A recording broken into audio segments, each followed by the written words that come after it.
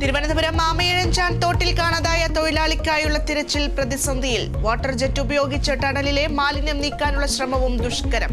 കൂടുതൽ ശക്തിയുള്ള പമ്പുകൾ എത്തിക്കും. മാലിന്യ നീക്കത്തിൽ പരസ്പരം പഴിചാരി റെയിൽവേയും നഗരസഭയും. തോട് വൃത്തിയാക്കേണ്ടത് കോർപ്പറേഷന്റെ ചുമതലയെന്ന് റെയിൽവേ.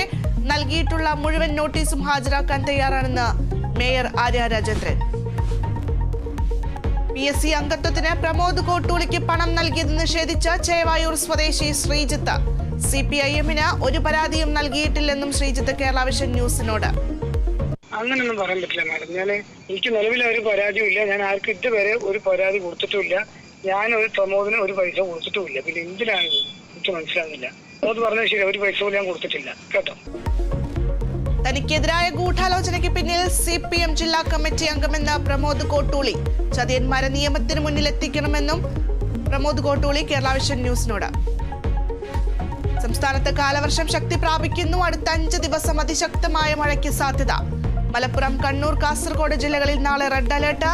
കണ്ണൂർ, കാസർഗോഡ്, കോഴിക്കോട്, തൃശൂർ ജില്ലകളിൽ വിദ്യാഭ്യാസ സ്ഥാപനങ്ങൾക്ക് നാളെ അവധി. തൃശൂരിൽ മിന്നൽ ചുഴലിയിൽ വ്യാപക നാശം. പ്രമുഖ നിർമ്മാതാവും സംവിധായകനുമായ അരോമ മണി അന്തരിച്ചു. അന്ത്യം തിരുവനന്തപുരത്തെ വസതിയിൽ വിടവാങ്ങിയത് ധ്രുവം, കോട്ടയൻ കുഞ്ഞച്ചൻ തുടങ്ങിയ ഹിറ്റ് ചിത്രങ്ങളുടെ നിർമ്മാതാവ്. That said, take a look at what happened.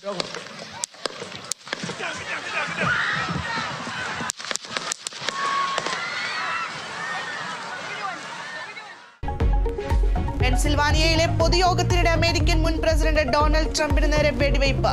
വെടിയുതിർത്തത് 20-കാരൻ തോമസ് മാത്യു ക്രൂക്സ്. അക്രമി കൊല്ലപ്പെട്ടു. ട്രംപ് സുരക്ഷിതൻ.